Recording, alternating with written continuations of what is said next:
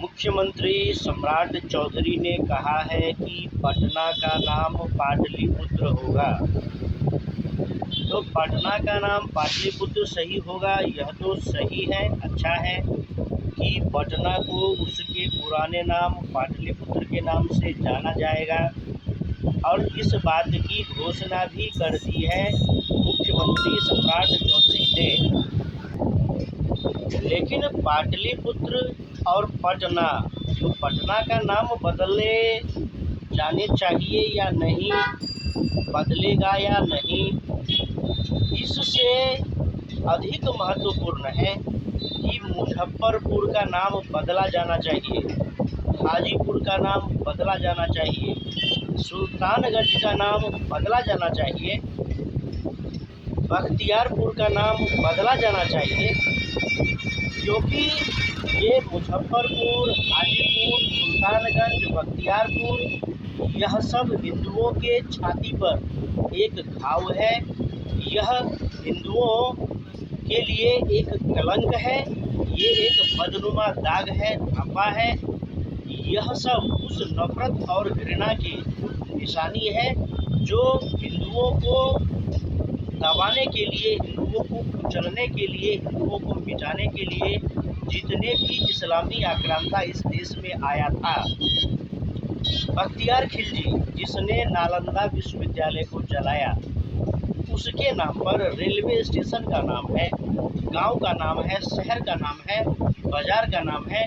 तो इससे बड़ी दुर्भाग्यपूर्ण बात क्या हो सकती है? इससे बड़ा कलंक क्या हो सकता है?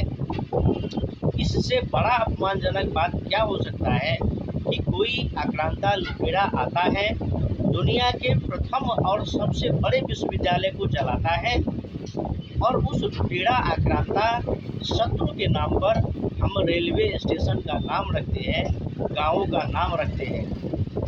ये मुजफ्फरपुर जो हम नाम रखते हैं, ये मुजफ्फर कौन था? ये कोई महान समाज सुधारक तो नहीं था, ये कोई बहुत बड़ा विद्वान तो नहीं था, वैज्ञानिक साइंटिस्ट तो नहीं था, वो तो लुटेरा ही था। उसी प्रकार से हाजीपुर का हाजी कौन था? सुल्तानगंज का सुल्तान कौन था?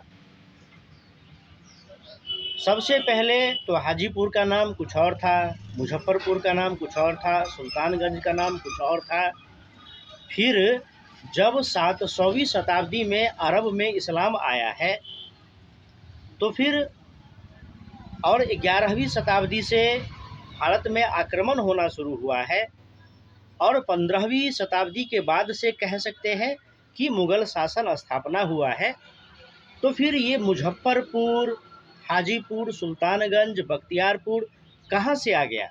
तो सीधी सी बात है कि यह इस्लामिक आक्रांताओं के नाम पर रखे गए स्थानों के नाम हैं, जो आज भी हमें पीड़ा देती है, जो हमें यह स्मरण कराती है कि यह हमारे बहुत बड़े घोर शत्रु थे, जो हिंदुओं का नरसंहार करते थे, हिंदू धार्मिक स्थलों को जलाते थे। ऐसे लोगों के नाम पर हमारे देश में एक भी स्थान नहीं होना चाहिए, जिसे हम गुलामी की निशानी भी कहते हैं। हम उन चोर, लुटेरों, आक्रांताओं के नाम पर एक भी स्थान का नाम नहीं रखेंगे और नहीं रखा जाना चाहिए। आखिर कैसे हम अपने शत्रुओं को इतना महत्वपूर्ण स्थान दे रहे हैं अपने सभ्यता और संस्कृति में कि जिसने हमें मारा, काटा, लूटा, हम उसी का ही गुणगान कर रहे हैं और उसी के नाम पर शहर बसा रहे हैं। आज तो मुग़ल काल नहीं है, आज तो इस्लामी आक्रमण काल नहीं है। आज जब हिंदू पुनः उत्थान कर रहा है, आज पुनः हिंदू जब शक्तिशाली हुआ है, आज जब हिंदुओं की अपनी सत्ता है, अपना लोकतंत्र है, अपनी व्यवस्था है, तो फिर क्यों हम उन आक्रांताओं का महिमा मंडन करें? इसलिए यदि सम्राट चौधरी, बिहार के मुख्यमंत्री सम्राट चौधरी तक मेरी यह आवाज़ जा रही है, तो आप पाटलिपुत्र का नाम बदले चाहे नहीं बदले, पटना का नाम बदले चाहे नहीं बदले, हाजीपुर, बख्तियारपुर, सुल्तानगंज, मुजफ्फरपुर जैसे जगहों का नाम बदले, और सनातन हिंदू धर्म संस्कृति की पुनः स्थापना हो। पुनः गर्व करे हिंदू कि हम हिंदू हैं, गर्व से कहो हम हिंदू हैं। ऐसी विचारधारा के साथ चला जाए और उस सभी गुलामी के निशानी को मिटाया जाए, मुजफ्फरपुर के नाम बदले जाए, सुल्तानगंज के नाम बदले जाए, हाजीपुर के नाम बदले जाए, तभी कहा जा सकता है कि बिहार में ऐसी सत्ता शासन है जो हिंदू हित की चिंता करता है, हिंदू हित के लिए कार्य करता है।